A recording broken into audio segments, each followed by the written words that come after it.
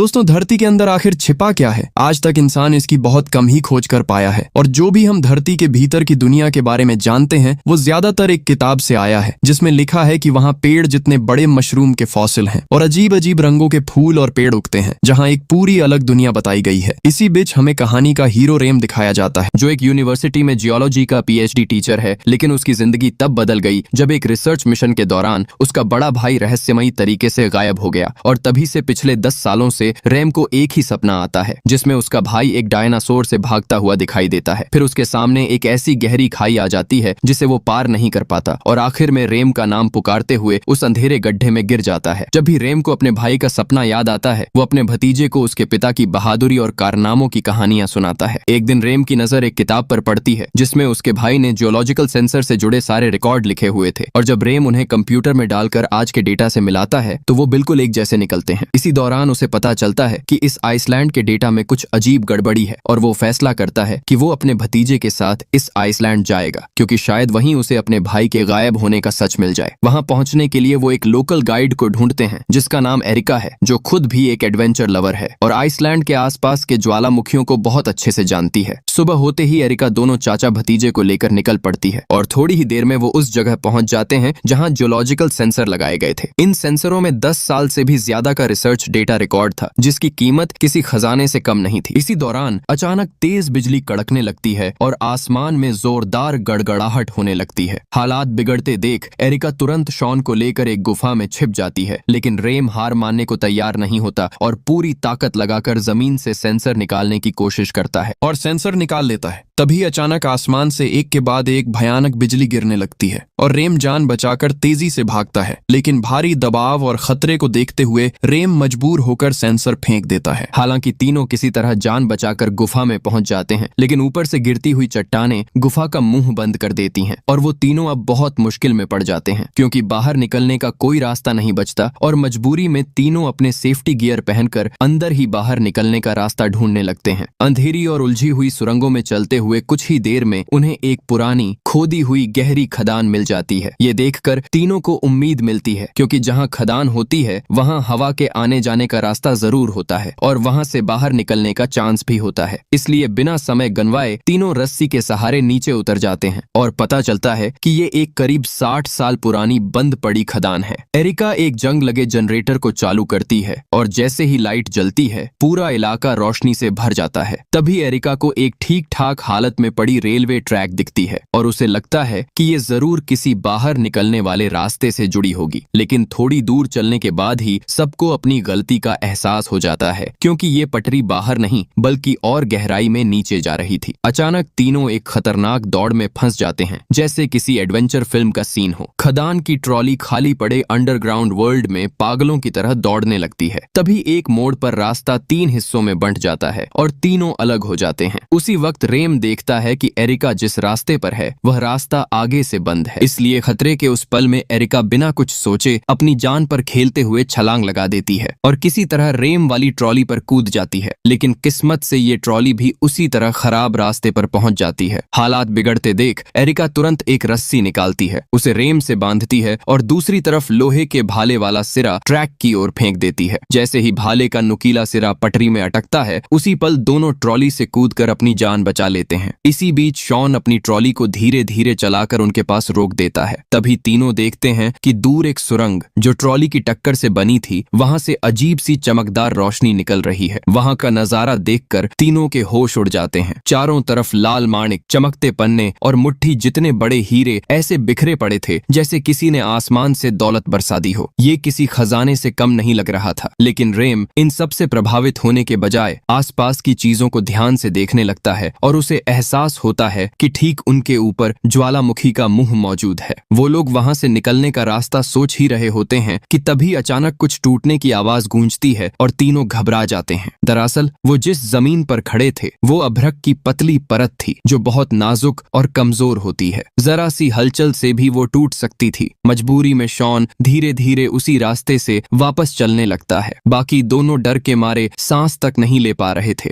Shawn का हर कदम ऐसा लग रहा था जैसे वो सीधे रेम के दिल पर पड़ रहा हो। तभी अचानक बैग से एक हीरा गिर जाता है और सीधे नीचे की चट्टान को चीरता हुआ आधा दस जाता है। पहले तो सबको लगता है कि यह खतरे से निकलने का संकेत है, लेकिन अगले ही पल जमीन पूरी तरह टूट जाती है और तीनों लगातार नीचे गिरने लगते हैं। अब कोई नहीं जानता कि ये गहराई आखिर कितनी नीचे तक जाती है। अगर सच में किताब journey to the centre of the earth में लिखी बात सही थी तो ये गहराई हजारों किलोमीटर तक हो सकती थी। कोई नहीं जानता कि वो कितनी देर तक गिरते रहे। आखिरकार वो एक झरने के साथ बहते हुए सीधे एक गहरे तालाब में जा गिरते हैं। साफ पानी उनकी रफ्तार को कम कर देता है और तीनों किसी तरह जिंदा बच जाते हैं। पानी से बाहर निकलते ही तीनों राहत की सांस लेते हैं कि उनकी जान बच गई। तभी अचानक उनकी नजर ऊपर जाती है जहां आसमान की तरह अनगिनत तारे चमक रहे थे। पहले तो सभी हैरान हो जाते हैं, लेकिन अगले ही पल वो तारे झुंड बनाकर उनकी तरफ उड़ने लगते हैं। असल में वो तारे नहीं बल्कि एक ऐसी दुर्लभ प्रजाति के जुगनू जैसे पक्षी थे जो दुनिया से कब के खत्म हो चुके थे। किसी ने सोचा भी नहीं था कि धरती के अंदर इतनी बड़ी संख्या में ये जीव आज भी जिंदा होंगे। उन उड़ते हुए पक्षियों का पीछा करते करते तीनों एक अलग ही दुनिया में पहुंच जाते हैं। धरती के अंदर बसी एक पूरी इकोसिस्टम वाली जन्नत जहां हर चीज संतुलन में थी। ये जगह किसी स्वर्ग से कम नहीं लगती। यहाँ का हर नजारा बिल्कुल वैसा ही था जैसा किताब में लिखा था, जिससे साबित हो जाता है कि शॉन के पिता की बातें सच थीं। मशरूम जैसी विशाल फॉसिल चट्टानों के बीच चलते हुए उन्हें दूर एक पेड़ पर बना घर दिखाई देता है। शॉन को जैसे अंदर से कुछ महसूस होता है और वो सबसे पहले दौड़कर अंदर चला जाता है। अंदर का नजारा देखकर साफ पता चलता है कि यहाँ कभी इंसान रहा करता था। डायरी में लिखी लिखावट से ये भी कंफर्म हो जाता है कि ये घर शॉन के पिता का ही था। इसी दौरान बाहर एली को माइक की लाश मिलती है। रेम अपने दुख को दबाकर उसे समुद्र किनारे दफना देता है। इसके बाद जल्दी से यहाँ से निकलने के लिए तीनों वापस ट्री हाउस आकर माइक की डायरी पढ़ते हैं। डायरी से पता चलता है कि इस दुनिया में भी दिन रात का सिस्टम है और यहाँ का तापमान ज्वालामुखी की हलचल के हिसाब से बदलता रहता है। जल्द ही यहाँ का तापमान 90 डिग्री तक पहुँचने वाला था, इसलिए अब सबसे जरूरी था यहाँ से जल्द निकलना। मैप में एक ऐसी नदी दिखाई गई थी जो समुद्र से जुड़ती थी और वहीं से वो लोग वापस धरती की सतह पर जा सकते। अब उनके सामने सबसे बड़ी चुनौती थी उस अंडरग्राउंड समुद्र को पार करना। तीनों जल्दी आसपास से सामान इकट्ठा करके एक छोटा सा बेड़ा बनाते हैं और नीचे से उठने वाली गर्म हवा की मदद से उसे आगे बढ़ाते हैं। लेकिन कोई नहीं जानता था कि आगे का सफर आसान होगा या नहीं। तीनों धरती के अंदर बसे समुद्र पर सफर कर ही रहे होते हैं कि अचानक तेज बारिश शुरू हो जाती है। तभी समुद्र की सतह पर अजीब सी चमक दिखाई देती है। शॉन उत्सुकता से उसे देखने झुकता है, लेकिन तभी खूंखार पिरान्हा मछलियां पानी से बाहर छलांग लगा देती हैं। तीनों तुरंत लकड़ी के डंडे उठाकर अपनी जान बचाने की कोशिश करते हैं। तभी अचानक लहरों के बीच से गर्दन लंबी करने वाले विशाल डायनासोर जैसे जीव निकल आते हैं जो बिल्कुल प्लेसियोसॉरस जैसे दिखते थे। ये अजीब बात थी कि वो सिर्फ पिरान्हा पर ही हमला करते हैं। हालांकि उन रहस्यमय जीवों की वजह से वो बच तो जाते हैं, लेकिन तभी तूफान और भी भयानक हो जाता है। तेज हवाओं में उनका कमजोर मस्तूल टूट जाता है और शॉन पाल के साथ उड़कर दूर जा गिरता है और पीछे रह जाते हैं सिर्फ रेम और एरिका, जो बेबस होकर समुद्र में भटकते रहते हैं। काफी देर बाद शॉन को होश आता है। वो एक सुनसान खाली समुद्र तट पर पड़ा होता है जहां दूर दूर तक कुछ नहीं था। तभी एक जुगनू पक्षी उड़ता हुआ उसके पास आता है और जैसे रास्ता दिखाते हुए आगे बढ़ता है। शॉन उसके पीछे पीछे चलता है और उसे पीने का पानी मिल जाता है, लेकिन वो पक्षी वहां से उड़ता नहीं बल्कि ऊपर ऊपर मंडराता रहता है और फिर शॉन को एक ऐसे गुफा तक ले जाता है जहां अजीब सा मैग्नेटिक फील्ड था। वहां हवा में तैरते हुए पत्थर के टुकड़े दूर बने एक रास्ते तक जुड़े हुए थे। आगे चमकती हुई रोशनी देखकर शॉन बिना डरे पहले पत्थर पर कदम रख देता है, लेकिन वो चुंबकीय पत्थर लगातार हिलते रहते हैं और जरा सी गलती उसे अनंत गहराई में गिरा सकती थी। कुछ बार फिसलने और संभलने के बाद घबराया हुआ शॉन अब धीरे चलने के बजाय तेजी से छलांग लगाने लगता है और सीधे आखिरी पत्थर की तरफ कूद पड़ता है। लेकिन ज्यादा रफ्तार की वजह से पत्थर की पट्टियां अपना संतुलन खो देती हैं। किस्मत अच्छी थी कि हवा में एक चक्कर लगाने के बाद वो दोबारा जमीन से जुड़ जाती है और शॉन बाल बाल बच जाता है।